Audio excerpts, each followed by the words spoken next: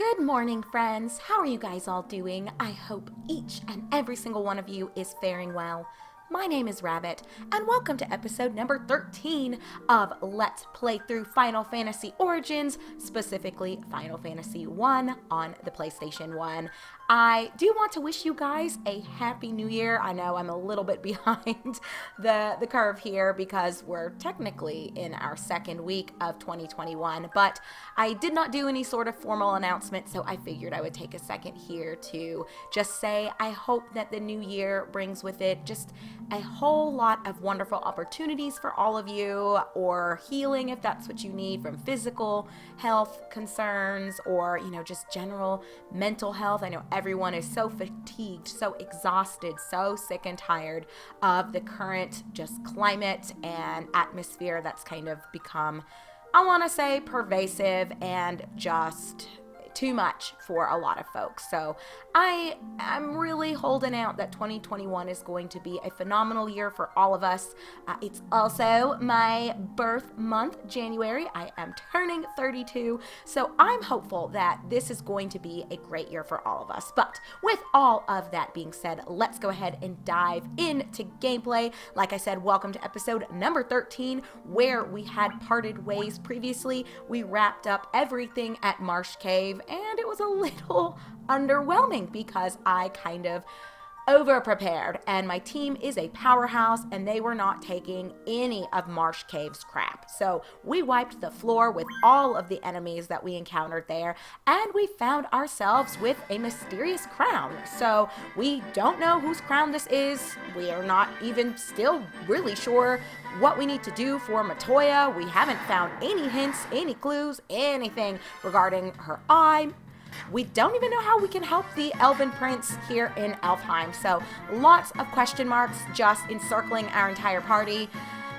We're just going to run back to Western Keep. We do know there is a king there, and hopefully he knows a little bit of something regarding what needs to be taking place with this crown, because we have no information outside of that. I'm going to throw out 2 fire 2s. If this does not kill everyone, then Tyrone's follow-up should definitely do that. But easy peasy. As you guys saw in our last episode, we're far beyond where we need to be here, but I'd rather be over-prepared than under-prepared. I think that's a really important part of this game, and just being able to successfully navigate everything. You're better off making sure that you're not going to completely get your butt dragged. At least I think so. I think we kind of discussed this an episode or 2 before, that, I think there is a nice little balance there where I don't know if it's ideal to play something that's so easy that all challenge is effectively removed and you don't have to think through much at all. However, I think one could also argue that having a game that is so challenging that you can't make heads from tails and you don't know what's going on and where you need to go, how you need to do whatever you need to do when you get there. So I think, finding that nice little healthy balance is really the line that most people prefer to walk. I typically prefer a little bit more of a challenge than something being too easy, but I'm the first person to say if something is so hard that you just have no clue what is going on and it just seems like everything you attempt to do is met with just obstacle after obstacle. I'm not really the type of person that gets easily defeated, but my goodness, there is a point where you can get exhausted and just think to yourself, like, what on earth is this? I can't actually think of an example of a game, though, that I've ever quit because of its difficulty. Maybe there's been one. Probably more than likely when I was a child. I'm sure there were some games that I tried to play when I was like 7 or 8, and I didn't have a clue what to do, how to do it. Thinking in those terms, I'm guessing there was probably something that I tried and it was not working out for me, and I might have walked away from it and came back to it later. But as an adult anyway, I think most of the games that I've attempted to play, I have finished Maybe not in one sitting, but at some point I ended up revisiting it. Okay, we are here at Western Keep. I think this is the door we need to go into. Oh, here is the king. Your Majesty, I found a random crown in Marsh Cave. Do you know anything about this? Well, he's laughing. I didn't think what I said was that funny. Ha, fools. I am the great king of dark elves, Astos. Oh no, he's the knucklehead that put that weird spell/curse on the prince back in Elfheim. Oh. Well, I think we got bamboozled, friends. Thank you ever so much for retrieving the crown. With the crystal eye here, I shall become the true elf king. So he stole Matoya's crystal eye as well. Oh my goodness. Talk about the elements all coming together. You fools have served your purpose. To the underworld, you will go. That's a lot of mad talk for how quickly I'm about to whoop your tail, Astos.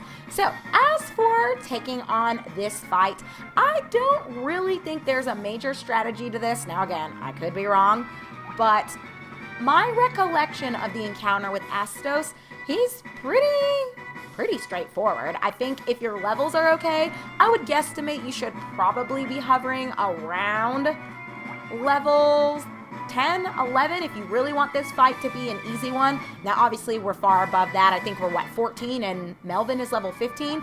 So I'm gonna just call it, this fight's going to be pretty open and shut. I've got the mithril sword on Rohit. I'm dilly-dallying because I was trying to decide if I wanted to cast spells, but I think I will do physical damage with Rohit. Obviously Burl doesn't have an option, and you know, I don't think it matters ultimately what Melvin does. Astos, I don't think is undead. Maybe he is. I'm not gonna worry about Dia though. Let's instead, well, whatever. Let's just try it and see, because I can't truthfully remember. And I'll throw out some ice. I think if he is weak to anything, it might be ice.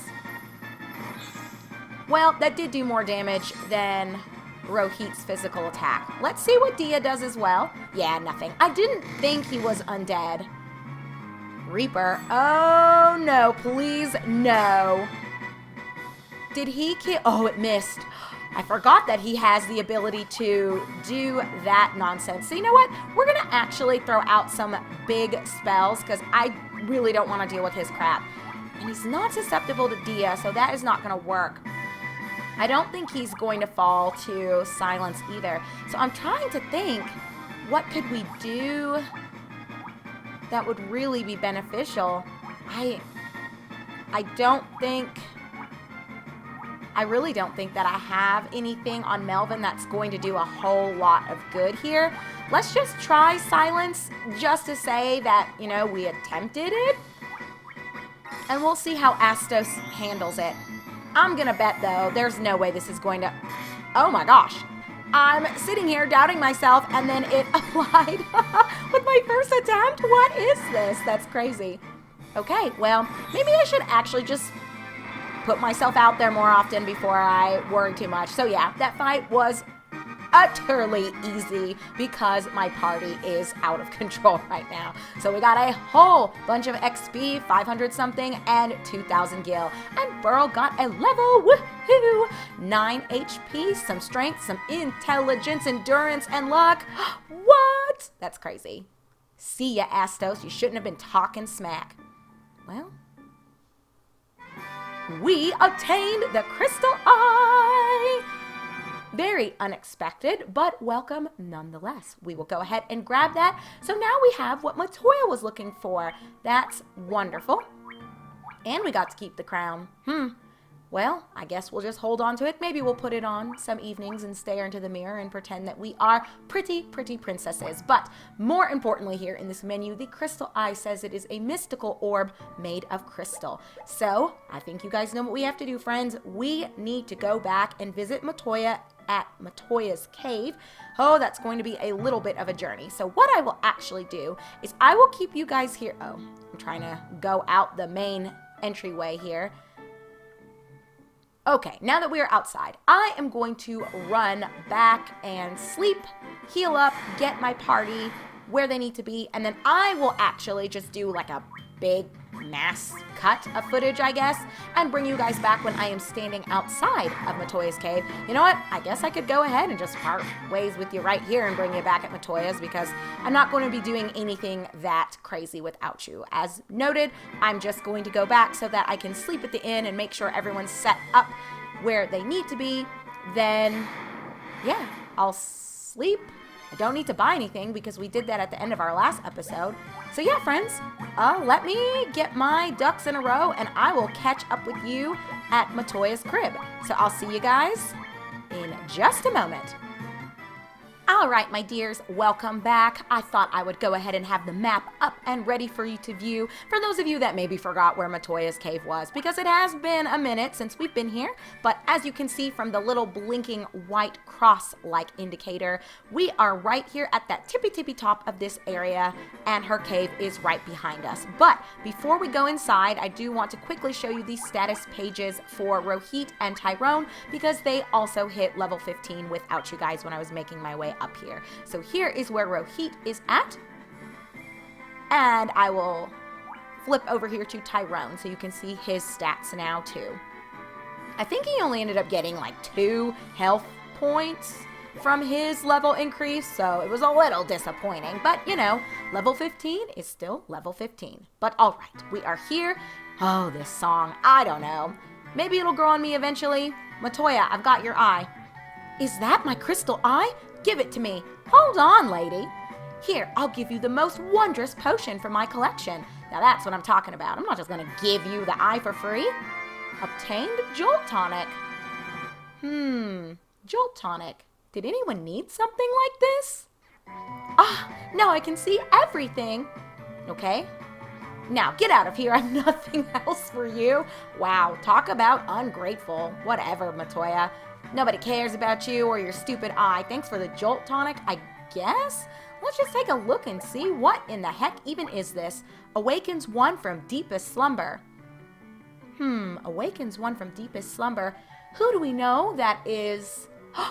maybe the Elf Prince back in Elfheim?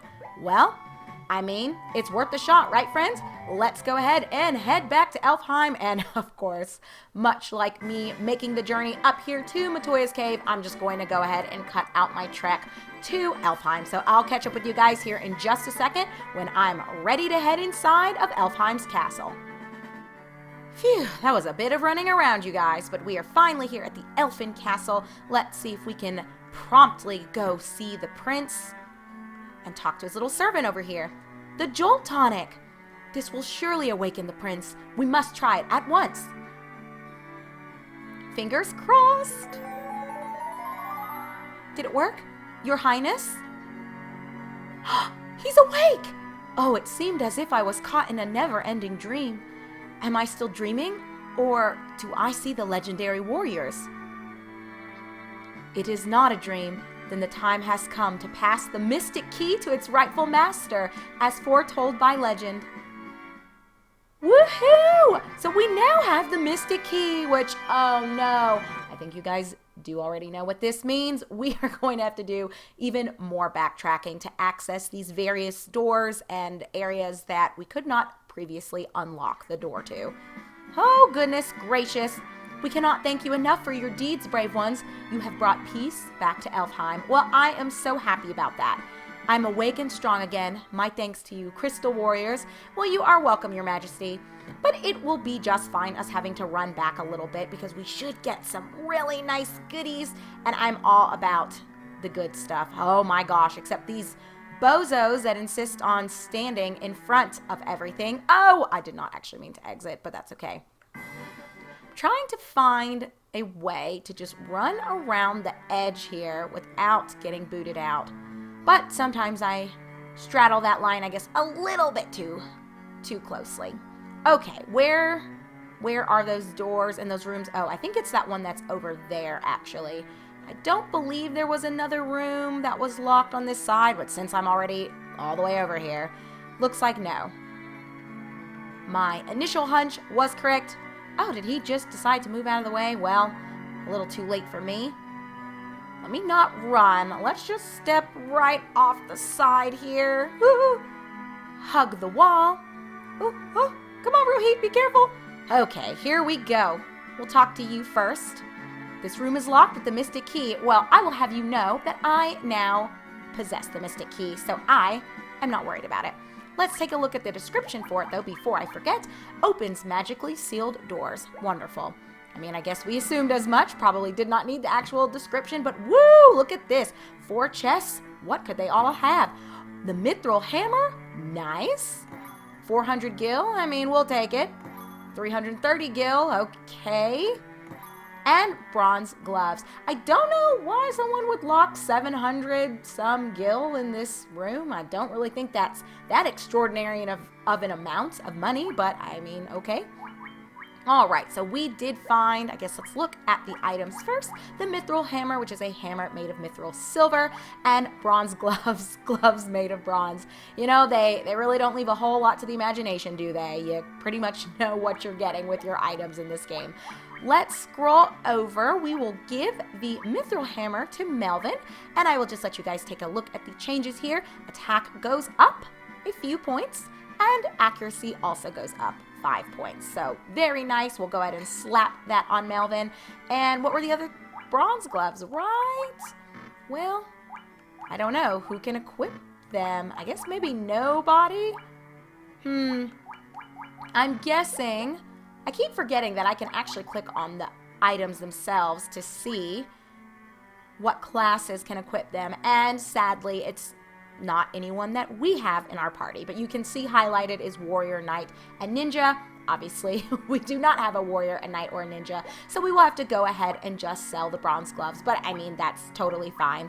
We'll sell the hammer as well in town. Then we will call this an episode. But when we kick off video number 14, we are going to do a bit of backtracking in order to just be caught up to date with where all of the other mystic doors, or do we want to call them mystic doors? Sealed doors, I guess, with the mystic key. We'll want to go back and basically get all of the sealed treasures. Some of them, they're not the best prizes. We've already seen, you know, here with getting 700 some gil, especially with all of the grinding that I've done. It's not like that is going to make or break anything. However, I will say that there is a story-driven item sealed in one of the various mystic key areas. So we're going to have to backtrack, whether you really want to or not, for the various treasure. There is something that we absolutely have to have in order to progress. So we will not worry about it. We are just going to go ahead and put on our crown and make our way back through all of the previous places that we've been before where those doors have been sealed. So until our big backtracking journey begins in episode number 14, I will bid you guys adieu. Thank you for watching. My name is Rabbit. This is our run through Final Fantasy 1 via the lens of Final Fantasy Origins on the PlayStation 1, and I am so grateful to have you guys along for the journey. So take care, be good, and I will see you here in just a second, everyone.